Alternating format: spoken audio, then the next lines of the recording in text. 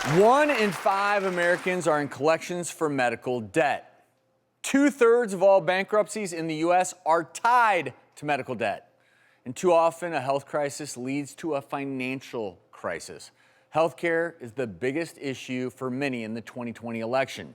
And no matter where you stand politically, one thing both sides can agree on: the system is broken. That's why all season we'll focus on ways you at home won't have to choose between money versus medicine. Johns Hopkins surgeon, New York Times bestselling author, and advocate for transparency in medicine, Dr. Marty Makary spent the past 4 years investigating the price we pay for healthcare, and what he found, I have to tell you, it's disturbing. Resident of Thousand Palms called first responders after he thought he was having a heart attack.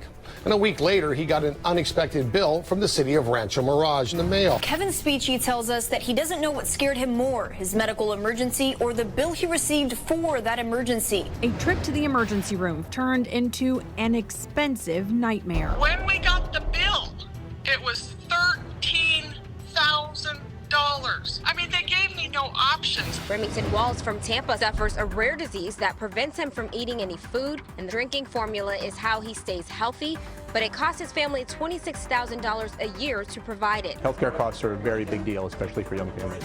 This is Brenda. She's a neighbor of mine who went to a local hospital for a small bruise and got hit with a $4,000 bill for an x-ray. Half of women with stage 4 breast cancer report being harassed by medical debt collectors. That's not our heritage as a medical profession. Everyone, please welcome Dr. Marty Makary, who has made it his life's mission to invoke healthcare reform. What upsets you right now the most about what's going on? Right now, what's happening with price gouging in medicine, and let's call a spade, it is price gouging people when they're most vulnerable, when they're sick and they come to us for help. That is eroding the great public trust in our profession. And people trust us to put a knife to their skin within a second of meeting us, or tell us secrets they wouldn't tell their spouse of 30 years within a second because you're the doctor.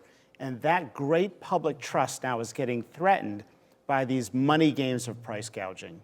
And the thing is, we doctors don't even know what's happening with our billing processes. Sometimes we've lost control. And when we find out, when we and our research team tell the doctors, they're appalled and they're angry. And I think that outrage is healthy. And I think it's important for people watching to understand that when we say money versus medicine, I do want to try to separate a little bit here. The business side of medicine, doctors lost control a long time ago. And doctors were largely unaware of whatever bill ends up showing up in the mail. I don't really have anything to do with it. And so there is a disconnect. And sometimes for us doctors, we don't realize how broken the system is until we become patients. And I know for myself, when a number of years ago when I ended up having surgery, and I still am getting bills with literally no explanation for what they are. No Look, transparency. if you're lucky enough to have insurance, you give someone your insurance card at the front desk, and then you get a bunch of tests. You, in the back of your mind, are wondering, what is this going to cost? And the thing is, no one knows.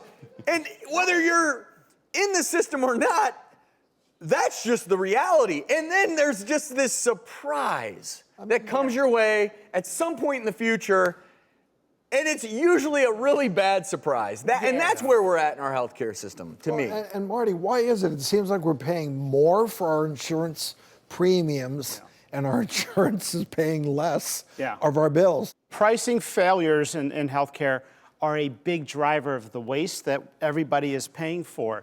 Billing quality is medical quality. Financial toxicity is a medical complication. And when we take care of a patient, we've got to take care of the whole patient. Look, most of the times, people are coming to us for help, and then our services are getting bought and sold on a grid like it's a power system.